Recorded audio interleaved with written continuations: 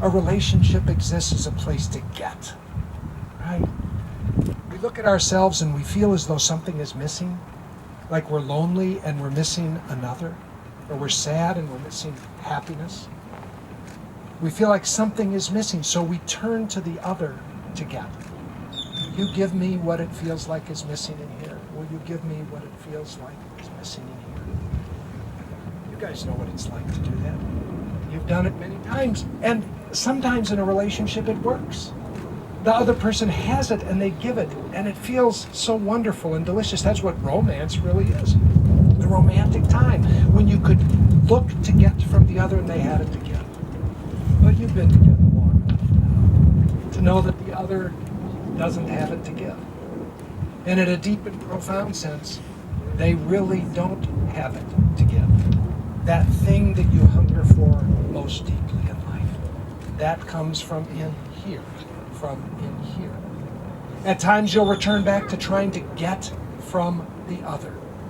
And whenever you do that, the other get that will occur is that you're going to try to get the other person to be what you want them to be. You're going to try to control them. You're going to be right. You're going to have a way he should be. You're going to resist. You're going to want your freedom. You're going to try to get her to get off your back. All the dances you've done already, that's the get phase, and you'll go back into it. You'll feel an emptiness and you'll say, give me. And you'll try to get her to be something for you. But I know you too well enough to know that you will not hang out in that phase for very long before you move to the second phase, which is a relationship is to grow. Grow in self-awareness.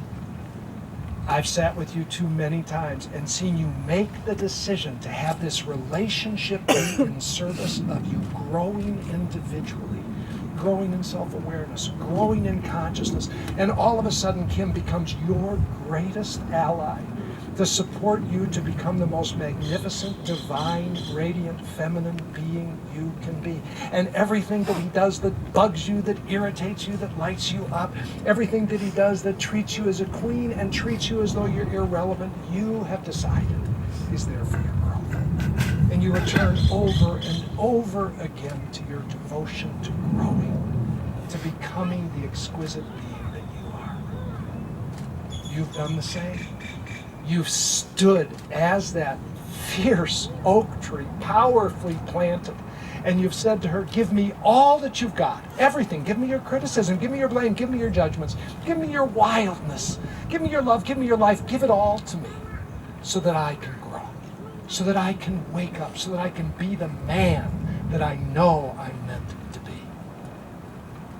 There'll be times when you'll go back into getting from the other. You'll try to get the other to be, and then you'll shift. You'll decide, I'm really here in service of waking up. Being woken up and being in service of waking the other up. So there's the getting element, there's the growing element, and then there's the giving element of a relationship. Where you decide that this relationship exists to give to each other, surely. To give from a place of fullness, not from emptiness, from a place of being so filled up that you can give that divine gift that you have to give it, that actually only you can give him. There's certain gifts now, Annmarie, that no one else on the planet can give him, only you. So too with you, Kim. There's certain sacred gifts now that only you can give her. So you move from getting to growing to giving, but it's not just giving to each other. You decide what you have already decided, that this relationship is to give to the world. And as we've been here these last couple of days, and people have talked about you individually, and as they've talked about you, one of the things that comes up over and over again is how you've given. How you've given to your children, how you've given to each other's children, how you've given to your friends. You've decided that your life exists beyond getting, even beyond growing to giving. And now you come together in this sacred relationship, and the relationship itself is the gift to the world. The way you love each other, the way you celebrate the dance of the masculine and the feminine. And I know this about you, that you stand for your relationship to be the gift to the world. That it already is and it will continue to be. So what are you here doing? You're here affirming, You're here declaring that this is a relationship that exists at times together, that exists so you can both grow, and that exists so you can give your greatest gift to the world. And the world is hungry for your gift, hungry for the gift of this relationship to give what it has to offer. So I want to bless you, Lord. I want to bless this marriage. I want to bless the getting, the growing, and the giving. I bless you individually, and I bless this marriage.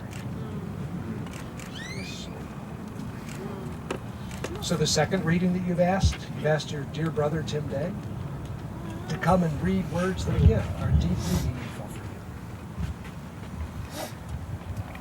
A reading from Frederick Buchner. They say they will love, comfort, honor each other to the end of their days. They say they will cherish each other and be faithful to each other always. They say they will do these things not just when they feel like it, but even for better or for worse, for richer or for poorer, in sickness and in health, when they don't feel like it at all. In other words, the vows they make could hardly be more extravagant. They give away their freedom. They take on themselves each other's burdens. They bind their lives together.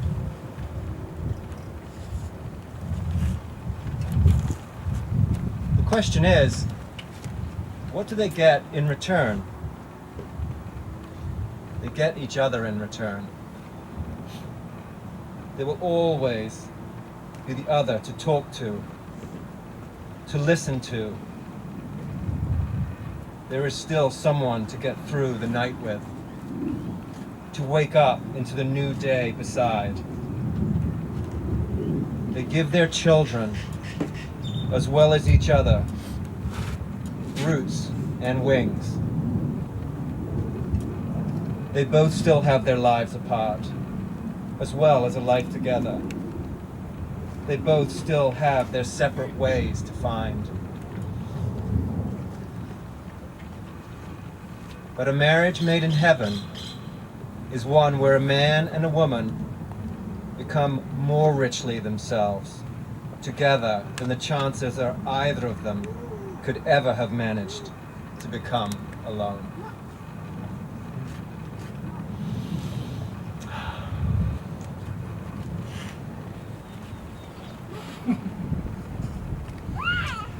So at this point in every wedding celebration, probably that's ever occurred, a man and a woman, a husband and a wife exchange vows, promises. In the world that we live in, I know that your relationship is built on things like an agreement. You agree who's going to do what by when. And you live in integrity around your agreements.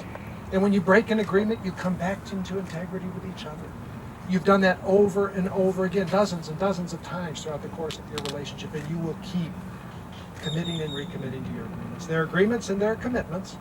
And commitments are really between you and God, you and the universe. They're how you're going to stand in life and stand alongside her, and how you're going to stand in life and stand alongside him. So you've chosen some magnificently beautiful words that describe the agreements and the commitments and the vows that you want to make to each other.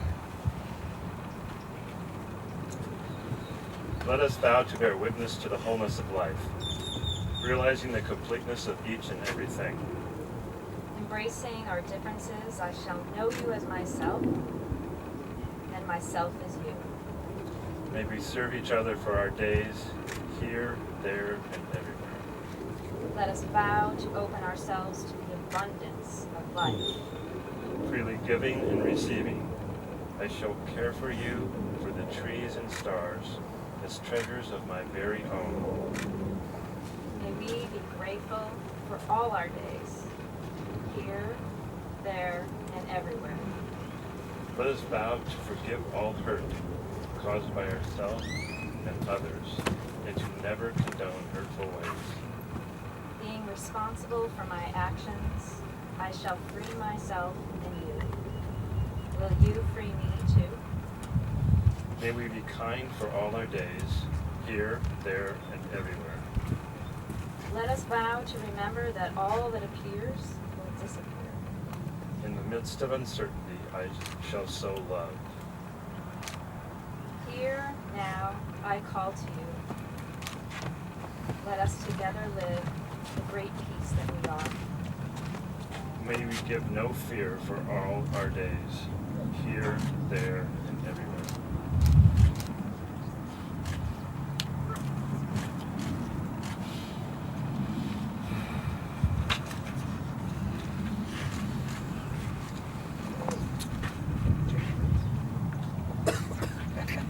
Good job. I'll take them all.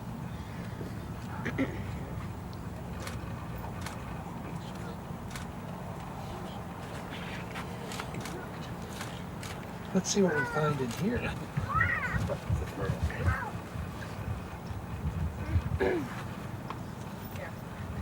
Moving out of my zone of genius now. Somebody really tied this knot. Tying that up. There we go. So symbols. Symbols are sacred reminders of what most deeply matters. Like I imagine that for the rest of your time together, that sand in that jar will be a symbol, a sacred reminder of this moment, this place, this sand, these people, this family, this oneness. Relationships, great relationships, are built on symbols. And the rings of marriage are not meant to be just beautiful jewelry, though they are.